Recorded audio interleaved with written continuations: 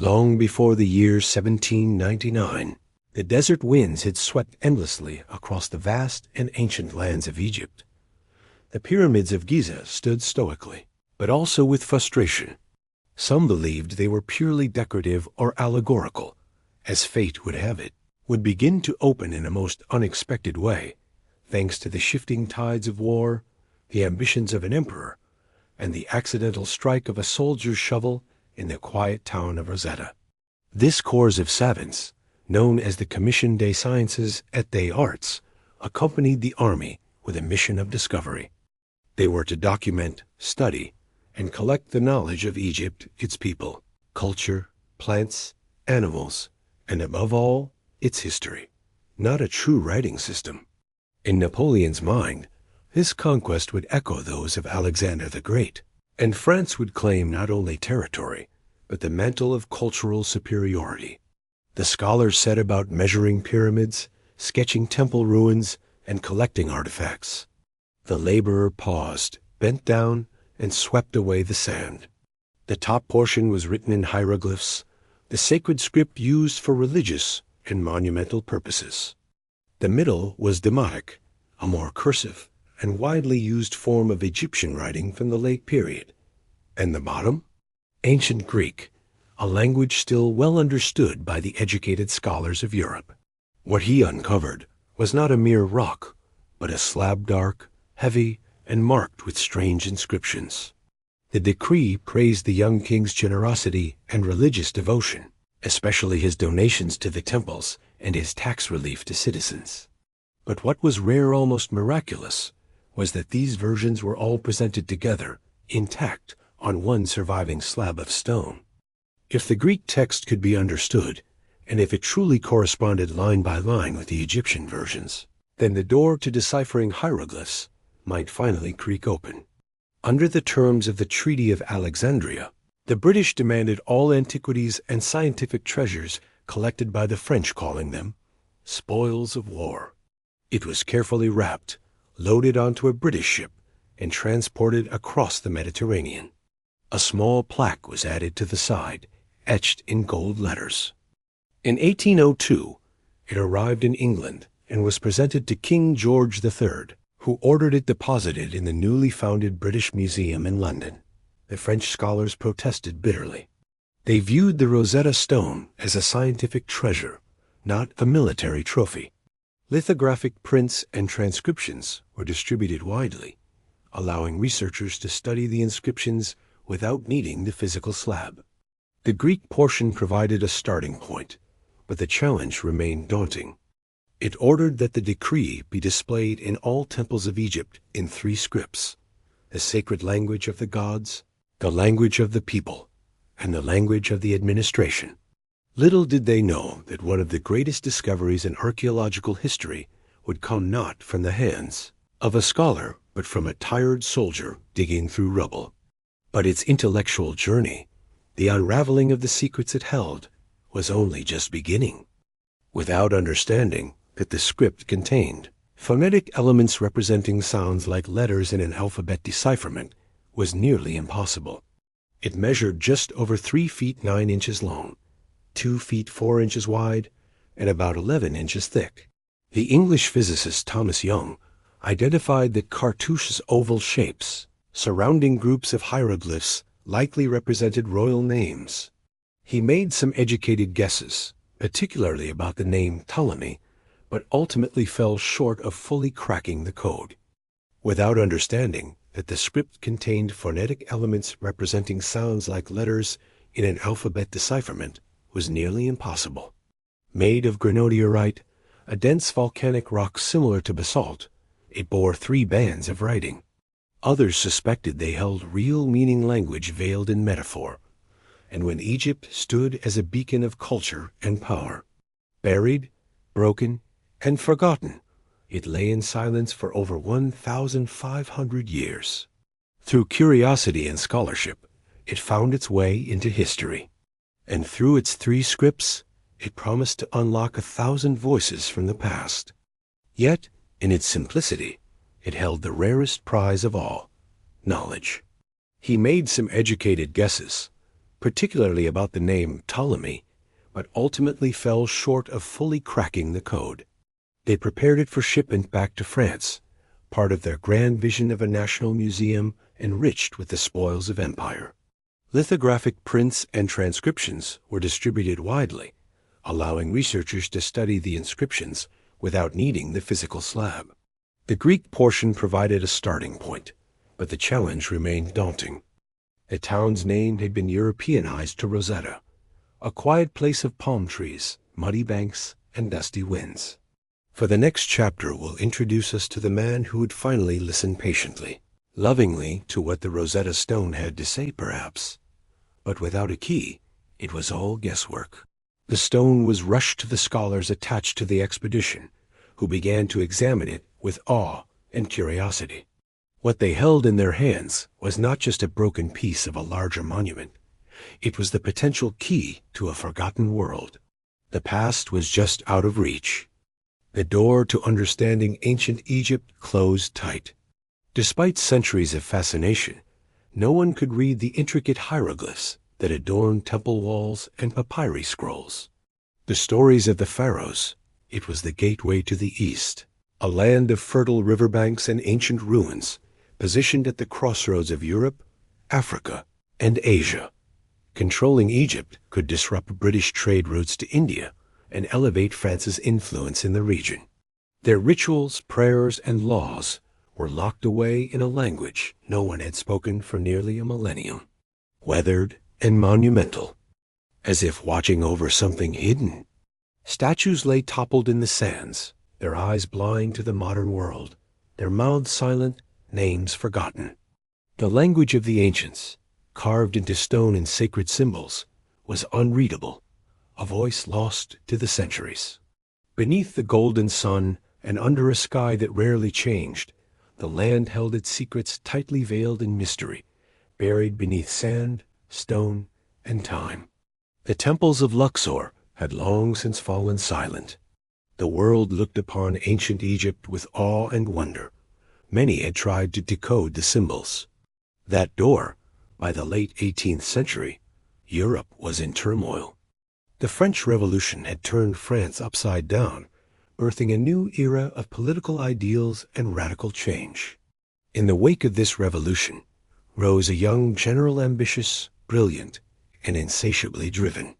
Napoleon Bonaparte had already carved out a reputation as a formidable military leader, and now his gaze turned toward the east. Egypt was a land of mystery and strategic importance. In 1798, Napoleon launched his Egyptian campaign, not only with soldiers and cannons, but also with scholars, scientists, artists, and engineers. The campaign was not only military, it was intellectual. On a sweltering July day in 1799, French troops were tasked with reinforcing the crumbling walls of Fort Julien, a defensive structure built near the Nile Delta, close to the town of Rashid. The work was mundane. Soldiers dug, moved earth, shifted stones. But then came a sound of metallic clang as a shovel struck something solid. Word quickly spread through the camp. The object was pulled from the earth and examined more closely. The soldiers did not recognize the scripts, but among the strange markings was something familiar Greek. That alone was enough to stir excitement. The scholars studying the stone quickly realized its uniqueness. It bore a single decree written not once, but 3 times, in 3 different scripts. The Greek text explained everything. It revealed that the stone had been inscribed in 196 BCE, during the reign of King Ptolemy, the 5th Epiphanes. This multilingual approach was not uncommon in the Ptolemaic period, when Greek rulers governed Egypt, but sought to integrate with its traditions. For the scholars, this was the linguistic equivalent of a Rosetta decoder ring. And so the stone, humble in shape yet profound in content, became more than a monument. It became a key. The French scholars, recognizing its importance, made careful copies and drawings of the Rosetta Stone, but fate would intervene again. In 1801, French forces in Egypt were defeated by a combined British and Ottoman alliance. Despite heated negotiations and accusations of theft, the stone was ultimately handed over. There it would remain, displayed to the public, studied by scholars, admired by kings and commoners alike. Captured in Egypt by the British Army in 1801, the stone-as journey from the dusty ruins of a fort in Rosetta to the hallowed halls of a London museum was complete. Almost immediately, scholars across Europe turned their attention to the Rosetta Stone. Many believed that hieroglyphs were purely symbolic, form of picture writing where an owl might mean wisdom, or a snake might mean danger. Some early progress was made. The English physicist Thomas Young identified that cartouche oval shapes surrounding groups of hieroglyphs likely represented royal names. The world waited for a breakthrough, and that breakthrough would come not from England, but from a brilliant young man in France. Almost immediately, scholars across Europe turned their attention to the Rosetta Stone. Many believed that hieroglyphs were purely symbolic, form of picture writing where an owl might mean wisdom or a snake might mean danger. Some early progress was made. The world waited for a breakthrough, and that breakthrough would come not from England, but from a brilliant young man in France. As we draw this chapter to a gentle close, let us pause and reflect on the strange, poetic journey of the Rosetta Stone. It was born in an age when God still ruled from stone temples, when priestly scribes carved divine law into granite. Then, in a time of cannons and revolution, of empires rising and falling, it was rediscovered, not by design, but by chance. Through war and negotiation, it found its way to London. The Rosetta Stone was not gold or gem-studded. It was not a pharaoh's crown or a queen's treasure. And that, perhaps, is what makes its story so enduring. Let the sands rest now. Let the winds soften. And with his help, ancient Egypt would speak again. When the Rosetta Stone arrived in Europe, it carried not just a royal decree etched in granite, it carried a promise. A whisper from antiquity, layered in mystery, buried in symbols no one alive could read. The hieroglyphs, so intricate and beautiful, stood like a locked door between the modern world and the soul of ancient Egypt. Thousands of years of history waited behind that door.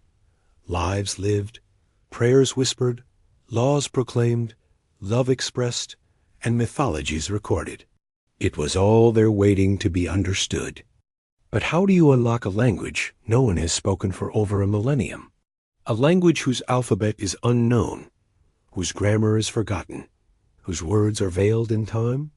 It would take decades of tireless devotion, a blend of intuition and science, and one extraordinary mind, a young Frenchman, who, against all odds, would become the voice that brought ancient Egypt back to life.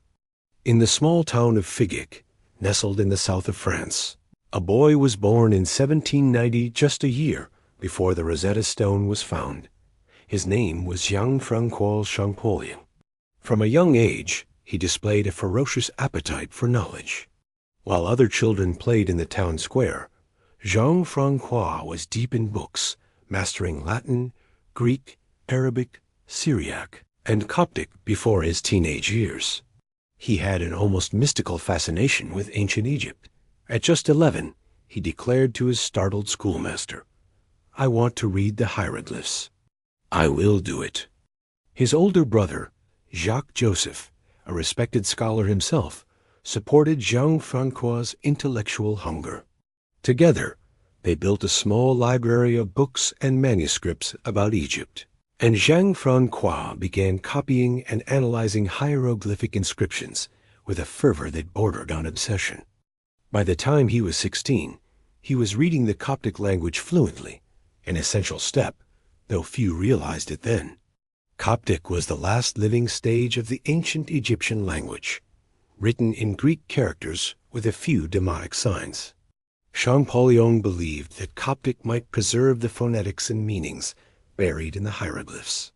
He wasn't just learning languages, he was listening for echoes. The deciphering of the Rosetta Stone didn't begin with Champollion. Scholars across Europe had begun poring over the inscriptions as soon as copies became available.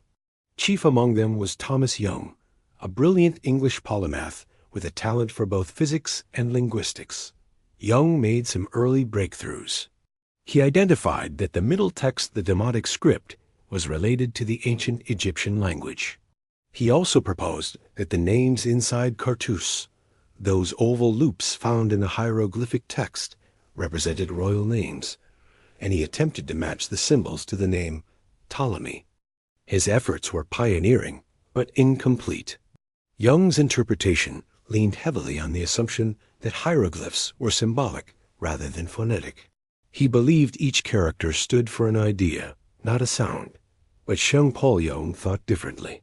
His studies of Coptic and Egyptian inscriptions suggested something else, that hieroglyphs might represent actual spoken words, syllables and letters. They weren't just sacred pictures. They were a written language with structure and rules. And so, while Young offered a spark, it was Champollion who would light the flame.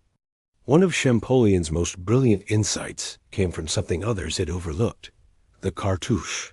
On Egyptian monuments, the names of kings and queens were often enclosed within these elongated ovals. They stood out like framed names on a door. The Rosetta Stone contained several of these, and Champollion suspected they held the names of Greek rulers, likely Ptolemy and Cleopatra. He began by analyzing the cartouches, using Young's earlier identification of Ptolemy as a starting point. From there, he compared the signs used in different cartouches. If two cartouches shared certain signs, and the names they represented also shared letters, a pattern might emerge. He discovered that the hieroglyphic signs inside the cartouche corresponded to specific phonetic values. A lion symbol, for instance, stood for the letter L. A reed symbol was A. The more he tested this idea, the more it fit. The hieroglyphs weren't just metaphor, they were language. In 1822, Champollion identified the correct phonetic values for the name Cleopatra, using a cartouche from a different temple inscription. Comparing it with Ptolemy, he confirmed recurring symbols, matching the P, T, and L sounds. It was the key, a phonetic alphabet. On September 14, 1822, after years of patient work, Jean-Francois Champollion made his final breakthrough. Sitting at his desk in Paris, surrounded by drawings of inscriptions and symbols, he completed his analysis of several cartouches and texts, confirming a system of phonetic hieroglyphs used to write foreign names, and he believed native Egyptian words as well. Overcome with emotion, he leapt from his chair, stormed into his brother's office, and shouted, "Chi-tune's affair. I've got it." Then he collapsed, unconscious, from sheer mental and emotional exhaustion. It was not just a moment of triumph, it was a release. Years of relentless study, self-doubt, and scholarly rivalry had culminated in a moment that would change the course of history. Champollion's discovery was a revolution in Egyptology. For the first time in over 1,400 years, the language of the pharaohs could be read again. A sleeping world stirred. The stone spoke. Champollion's work revealed something profound about Egyptian hieroglyphs. They were neither entirely symbolic nor entirely phonetic. They were both. The system included phonograms, symbols representing sounds, like letters; logograms, symbols representing entire words or concepts; determinatives, symbols added at the end of a word to clarify meaning. For example, a picture of a sun disk might stand for the word day, but when combined with other phonetic elements, it might represent a name or title. A crocodile symbol might represent the god Sobek, but also convey the sound ms. This blending of visual metaphor and phonetic structure made hieroglyphs both beautiful and complex, a poetic system where meaning danced between sound and symbol. Champollion began publishing his results, translating longer inscriptions, and reconstructing the grammar and vocabulary of ancient Egyptian. He produced a hieroglyphic dictionary, a grammar book, and the first complete translations of temple texts. He had opened the door. Now the world could walk through it. With the hieroglyphic code broken, temples that once stood silent now began to tell their stories. In Luxor, hieroglyphs revealed prayers to the sun god Amun. At Karnak, royal inscriptions described military victories and divine rituals. In tombs at Thebes, the walls were inscribed with the Book of the Dead, guiding souls through the afterlife. The ancient Egyptians weren't just builders. They were thinkers, priests, poets, and administrators. Their written legacy spanned theology, astronomy, medicine, and daily life. The scribes, once mere figures painted on plaster, came to life. Their ink-stained fingers, their careful hands, their mastery of words all became real. Through Champollion's work, the quiet murmur of history became a chorus. Champollion's intense studies came at a cost. His health began to decline from years of overwork and poor conditions. He traveled to Egypt in 1828, finally seeing with his own eyes the temples and inscriptions he had studied from afar. He wept at Karnak, reading aloud hieroglyphs carved 2,000 years earlier, finally speaking to the ancient past. But in 1832, at the age of just 41, Jean-François Champollion died, his body frail, but his legacy immortal. He had changed history. His name would be forever linked to the rebirth of ancient Egypt. Today, statues of Champollion stand across France. His notebooks are preserved in libraries. His work continues to guide scholars around the world. And through it all, the Rosetta Stone remains the symbol of that miraculous decipherment. The story of Champollion is not merely a tale of academic success. It is a story of listening. He listened to languages long silent.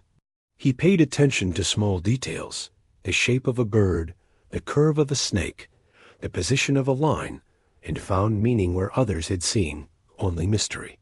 His legacy lives on not just in textbooks, but in the way we see the past. Every museum label that describes a pharaoh's name, every translated papyrus, every children's book about mummies and pyramids, they all owe something to Champollion and the stone that inspired him. He unlocked a language, but more than that, he reawakened a civilization. As this chapter draws to a close, imagine, if you will, the Rosetta Stone resting under museum lights, surrounded by visitors. Children press their faces to the glass. Scholars take notes. Tourists admire its surface. Most do not speak Greek, Demotic, or hieroglyphs, but all feel its power. It is a silent object that speaks volumes. It reminds us that the past is not lost. It is simply waiting to be heard. As the lights dim and your eyes begin to close, think of that young boy in Figik, whispering Coptic syllables to the wind. Think of the hand that traced cartouches, the mind that saw not pictures but words. And think of the ancient scribes, their chisels steady as they etched prayers into stone, trusting that one day somehow their voices would be heard again. And so they are. Good night, Champollion. Good night, Egypt. The past is still with us. We only need to listen.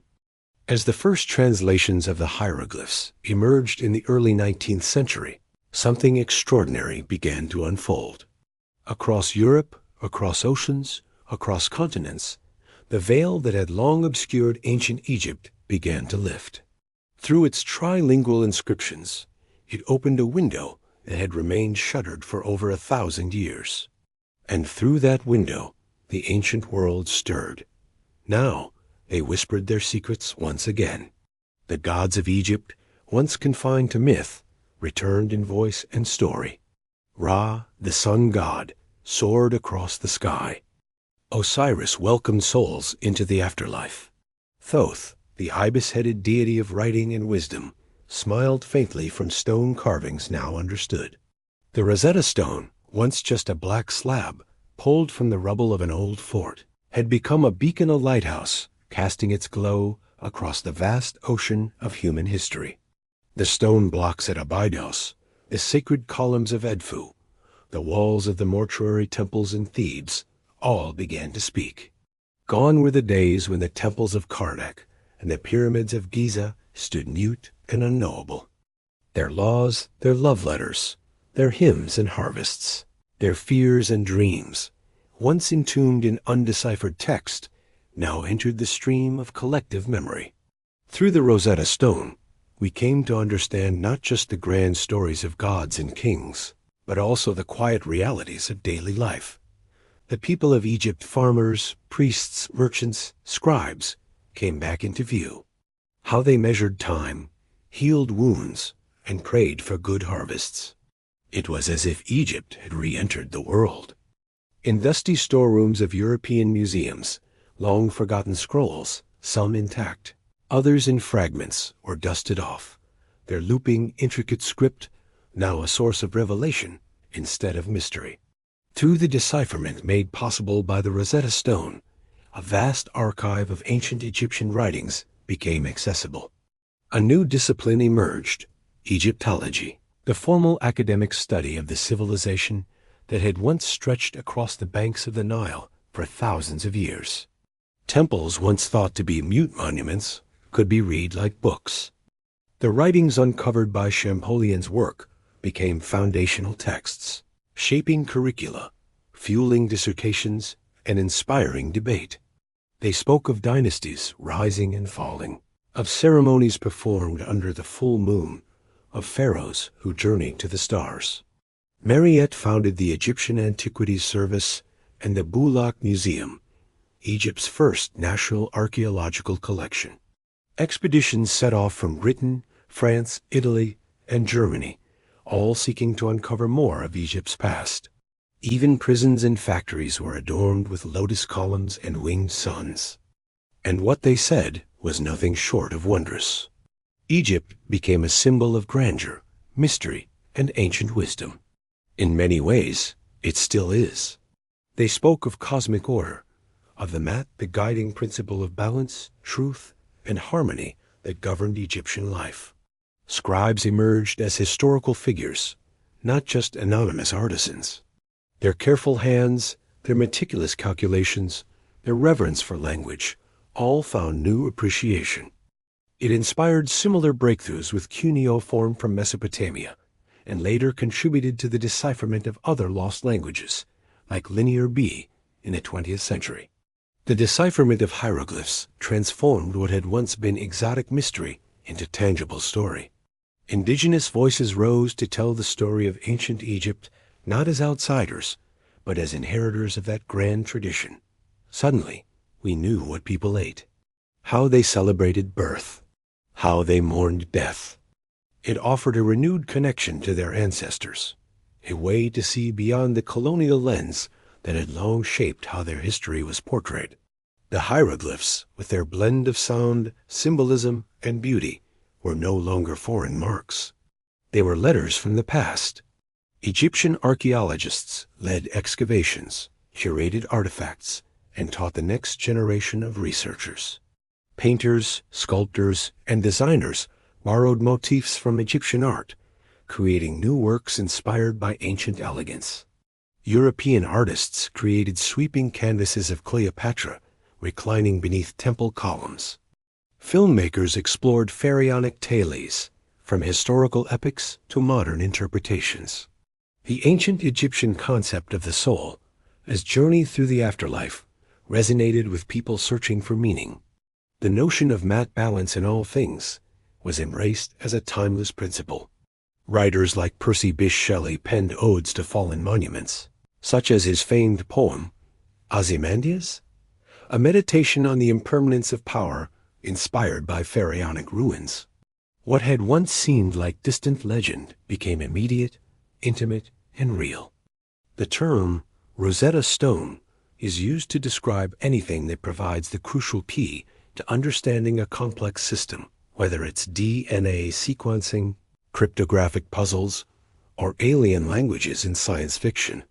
They had simply been waiting for us to learn how to listen. With language came understanding, and with understanding came fascination. The 19th century witnessed an explosion of interest in ancient Egypt. Universities established departments. museums hired curators. Scholars embarked on expeditions. Figures like Carl Richard Lepsius in Germany and Auguste Mariette in France carried the torch forward. Lepsius catalogued temples and inscriptions across Egypt. It was unearthed by accident, studied with passion, and finally understood through brilliance and perseverance. Soon, nations competed not just for land or wealth, but for knowledge. The Rosetta Stone had sparked something deep and enduring, a hunger to understand the roots of civilization, to hear the voices of the ancient world. It is alive, breathing in books and museums, in the names of stars and the lines of poetry, in the myths we tell and the monuments we preserve. And it wasn't only scholars who were moved. The 1800s and early 1900s saw ancient Egypt captivate the popular imagination like never before. Books, plays, and paintings filled with Egyptian themes became wildly popular. In architecture, the Egyptian revival swept through Europe and America. Obelisks rose in public squares. Tombs were built in pyramid shapes. The Rosetta Stone had not only reintroduced a language, it had reignited a civilization in the minds of people across the world. Beyond Egypt, the success of the Rosetta Stone's decipherment had profound implications for the study of ancient languages worldwide. It proved that, with the right clues and enough dedication, even the most obscure scripts could be understood. Linguistics as a discipline matured. Scholars recognized the power of comparative analysis, the importance of bilingual texts, and the need to preserve endangered languages. The Rosetta Stone became a model for how we approach the silent tongues of the past, a reminder that language, once lost, can sometimes be reborn. For the Egyptian people themselves, the Rosetta Stone's legacy was equally transformative. As Egyptian scholars entered the field, the narrative began to shift. Institutions like Cairo University and the Egyptian Museum became centers of scholarship. Through television, radio, and books, the Egyptian public gained access to their history in their own language. And at the heart of it all, the stone that made it possible. The Rosetta Stone also resonated beyond academia and public curiosity. It touched the world of art, spirituality, and philosophy. Artists marveled at the beauty of the hieroglyphs, the balance of form and function, where symbols were both visual and linguistic. Spiritual seekers found wisdom in the texts now translated. Writers wove Egyptian lore into their poetry. Musicians composed symphonies evoking Nile landscapes and temple processions. The Rosetta Stone, though silent, had become a muse. In the digital age, the Rosetta Stone's legacy continues to evolve. It is now more than an archaeological artifact, it is a metaphor. Tech companies have named products after it. It represents the human drive to seek meaning, to understand what was once unknowable. Each time we crack a code, solve a mystery, or make sense of chaos, we echo the triumph of deciphering the Rosetta Stone. There, as something deeply moving about the idea that the voices of a vanished civilization were never truly gone. The Rosetta Stone reminds us that history is not inert, and language fragile, fleeting, powerful binds us to our ancestors in ways that transcend time. It took decades to fully understand the Rosetta Stone. But once we did, the past blossomed like a lotus in the Nile. As you lie back, letting your thoughts drift gently like the current of the Nile, consider the legacy of the Rosetta Stone. It began as a decree issued by priests to honor a young king. It passed through centuries of ruin and silence. And from that moment on, the ancient world was never the same. The Rosetta Stone gave us more than knowledge. It gave us permission to remember, to honor the voices of the past, to trust that even the oldest languages can still be heard. And so, with quiet gratitude, we close this chapter and prepare to journey onward, to trace the stone's physical journey, to explore its modern home, and to ask new questions of an old treasure. The night deepens. The stars of Egypt glimmer softly in memory, and the hieroglyphs, once unreadable, glow with meaning. Rest easy. The past is close. It speaks, and we are listening. After the dust of battle had settled, and the cannons had fallen silent, the Rosetta Stone, once a tool of ancient decree, stood again at the center of geopolitical power. In 1801, following the defeat of Napoleon's forces in Egypt, the British Army took possession of the scholarly treasures collected by the French. Among them was the now famous black slab that had so captivated the imagination of scholars in Cairo and Paris. Wrapped with great care and loaded into the hull of a British ship, the Rosetta Stone left the warm sands of Egypt behind and set sail for England, a journey across sea and centuries. From an ancient temple to the imperial heart of London, this was no ordinary relic.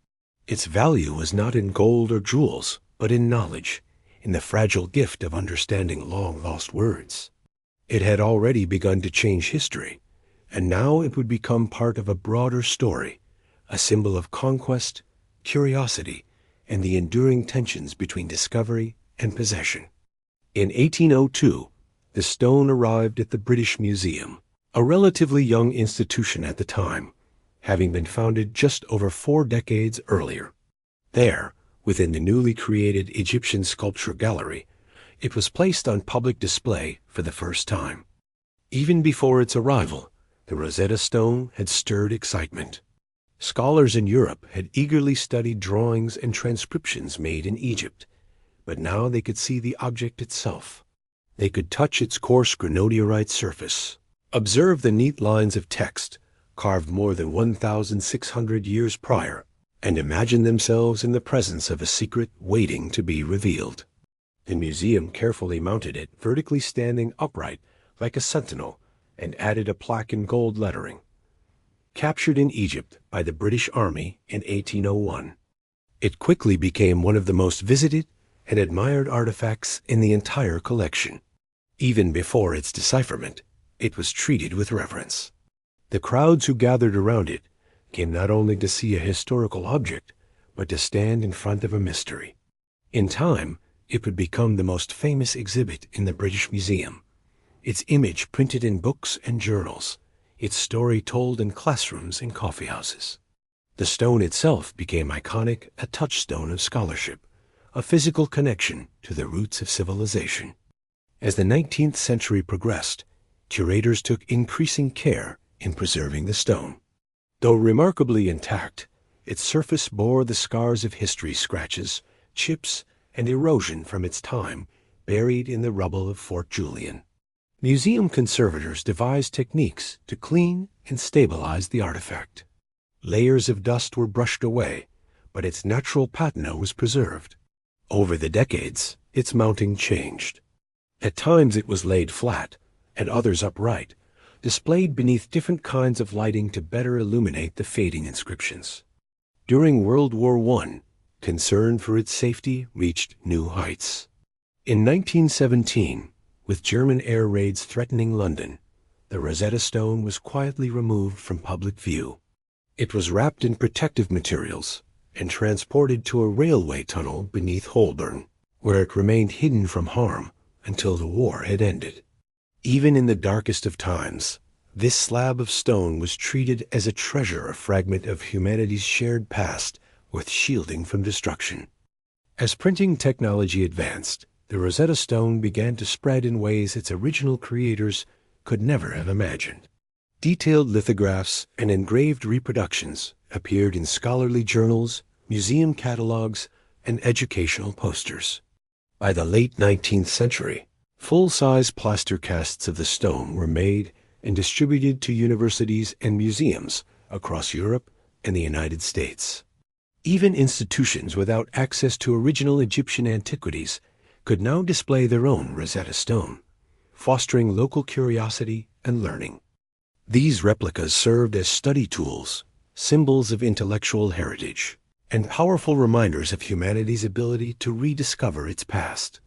Today, hundreds of such casts exist. Some are housed in quiet university libraries, others in grand halls. And though made of plaster or resin, each one reflects a deep longing to connect with the ancient world, to learn its stories, and to preserve its memory for future generations. In the 21st century, the Rosetta Stone remains one of the most visited objects in the British Museum. Its case is sleek and climate-controlled. A soft glow illuminates the ancient characters, which seem to shimmer with meaning even for those who cannot read them. Tourists pause in front of it, cameras in hand. Children ask questions. Scholars sketch notes.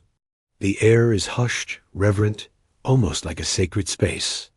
But in this modern context, the stone also raises questions complex and pressing ones about ownership, colonialism, and the ethics of artifact collection. Egypt, through its Supreme Council of Antiquities, has formally requested the return of the Rosetta Stone. Officials argue that the stone, taken during a time of military occupation, belongs to Egypt and should be displayed within its own cultural and historical context. The British Museum, for its part, maintains that the stone has been legally acquired under the terms of the Treaty of Alexandria, and that it serves an important educational role in London, viewed by millions from around the world each year. It is a conversation that mirrors similar debates about other cultural treasures: the Elgin marbles from Greece, the Benin bronzes from Nigeria, and sacred objects from indigenous communities worldwide. The Rosetta Stone, once a key to unlocking the past, now unlocks deeper reflection on how we share history, how we honor memory, and how we balance access with respect. Though the Rosetta Stone's words have long been deciphered, its role in modern scholarship continues to evolve. Today, researchers use advanced scanning techniques, multispectral imaging, 3D modeling, and digital mapping to analyze the stone's surface in unprecedented detail. Faint carvings once invisible to the naked eye can now be read. Minute tool marks reveal how the stone was chiseled. The wear patterns suggest how it may have been handled or displayed in ancient times. Virtual models of the Rosetta Stone are available online, allowing people around the world to interact with it in ways never before possible. Students can zoom in on individual glyphs, rotate the stone in digital space, and overlay translations across the text. Meanwhile, artificial intelligence and machine learning are being applied to ancient Egyptian language datasets, deepening our understanding of grammar, context, and linguistic evolution. Even 2 centuries after its discovery, the Rosetta Stone remains an active participant in scholarly progress, a living artifact in the digital age. Beyond scholarship and controversy, the Rosetta Stone has become a symbol of cultural diplomacy. It has appeared in global exhibitions, been featured in UNESCO campaigns, and served as a reminder of how humanity shares a common past. Politicians and diplomats reference it when discussing translation, cooperation, and mutual understanding. In this sense, the Rosetta Stone transcends its physicality. It is not just a rock, nor merely a museum piece. It is an ambassador of history, a voice reminding us of the brilliance of ancient minds and the persistence of human inquiry. It invites us not only to admire, but to listen. Not just to gaze, but to learn. Over time, the phrase Rosetta Stone has become shorthand for any crucial tool that unlocks understanding. It is used to describe everything from biological sequences to ancient codes, from linguistic datasets to digital file converters. Its name is invoked in literature, in film, in science and engineering. It appears in crossword clues and political speeches. Language learning apps borrow its name, offering a new path to modern fluency. No other archaeological find has so thoroughly entered our everyday vocabulary. No other object of stone has become so deeply symbolic of the intellectual journey from mystery to meaning. Its story is not just about Egypt. It's about humanity's need to remember, to reconstruct, to reconnect. The Rosetta Stone teaches us something vital about how we approach history. It shows that the past is not a series of disconnected events, but a flowing river, linking all people through time.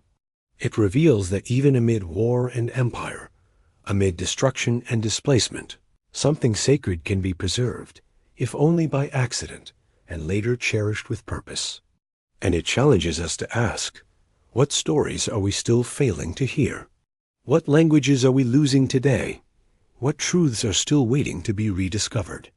As we digitize, translate, and archive the treasures of human culture, we walk in the footsteps of those who studied the Rosetta Stone.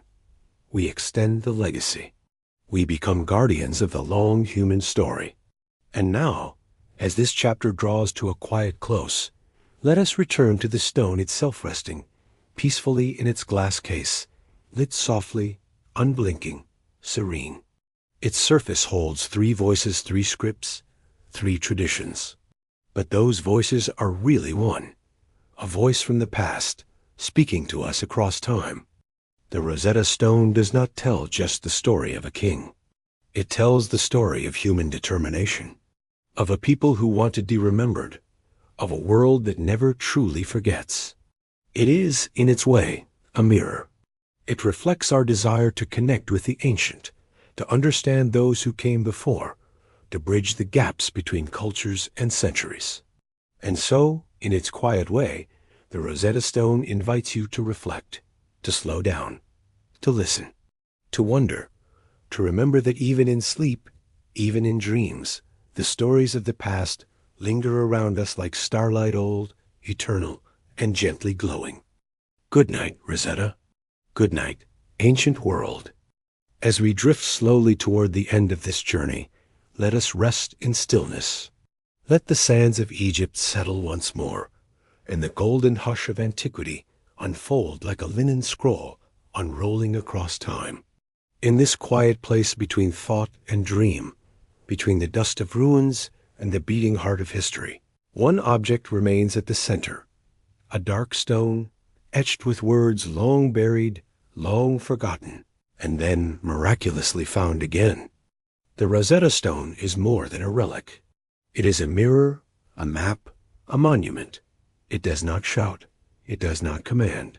It waits patient and eternal like time itself.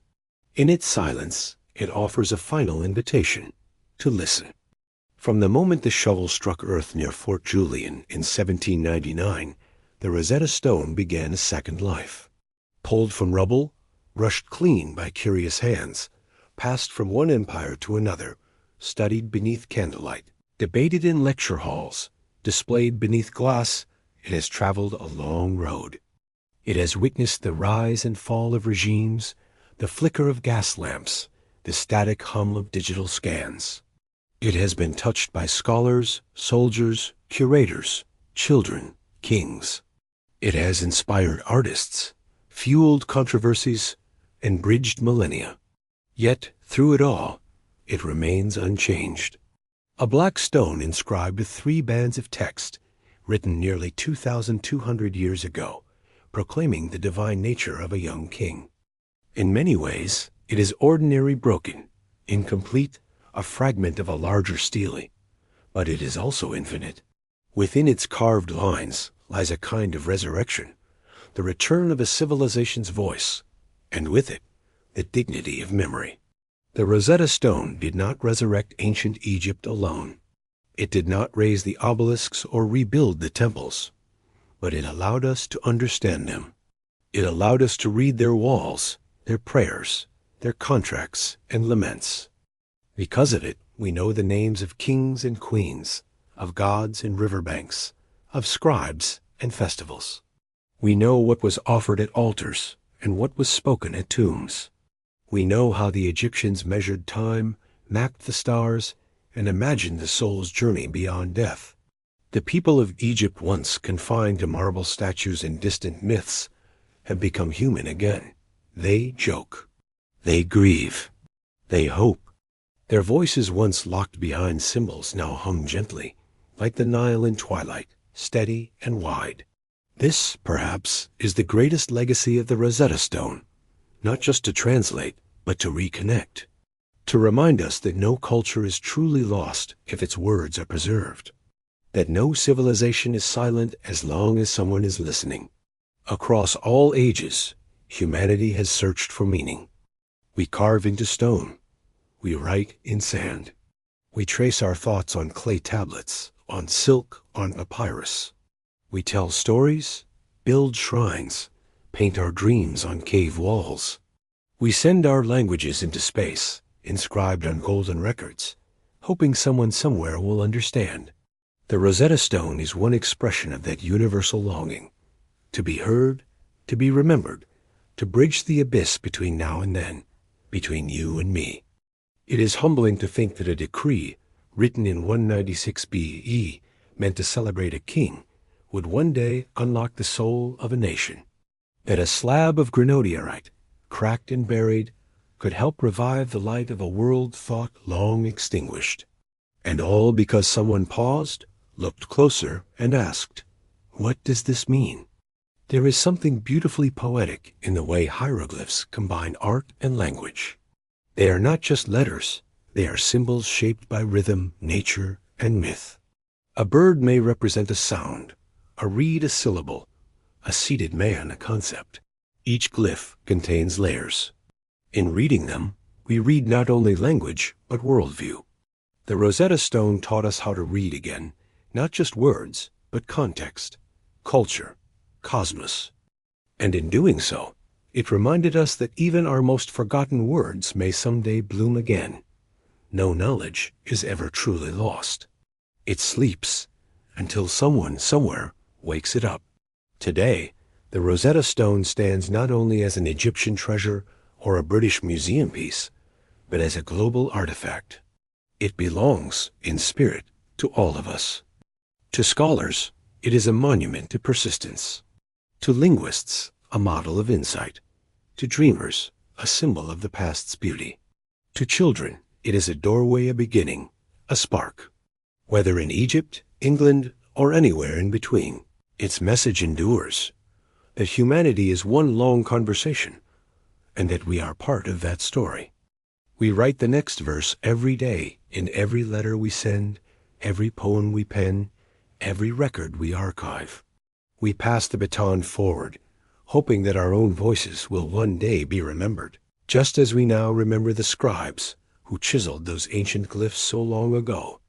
As you rest now, with the stillness of night folding around you, let yourself drift along the Nile.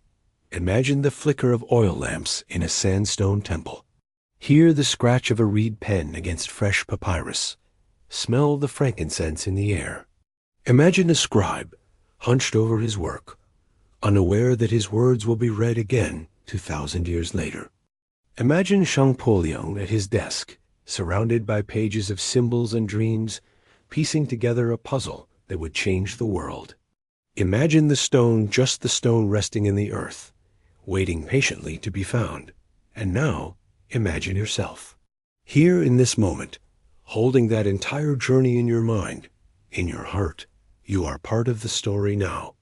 The Rosetta Stone teaches us that no act of creation is wasted. The decree it carries was meant to assert the power of a king, yet it outlived his reign, his temple, his dynasty, and even the language in which it was written. It teaches us that knowledge moves in cycles. That silence can be broken. That understanding is a light which, once sparked, spreads endlessly. And above all, it teaches us to look again, to see with fresh eyes, to listen with patient ears. For in every language, in every object, in every line of stone and word and sound, there may be meaning waiting to return. And so we end where we began, with a stone, a question, and a world awakened. From the deserts of Egypt to the salons of Paris, from the museum halls of London to the dreams of countless people around the globe, the Rosetta Stone has journeyed far, not just in miles, but in minds. It is a map of meaning, a monument to curiosity, and a gift from those who came before. Let it remind you that even when all seems buried, even when understanding feels distant, the tools for discovery are near. That every closed door may one day open. That every language, every culture, every soul has a story worth telling. Sleep now, wrapped in the quiet certainty that the past is never truly gone. It flows beneath us like the Nile deep, ancient and always moving. Let the stone rest. Let the words settle. Let the night carry you into the dreams of empires and the songs of scribes. Good night, traveler. The journey through time is complete.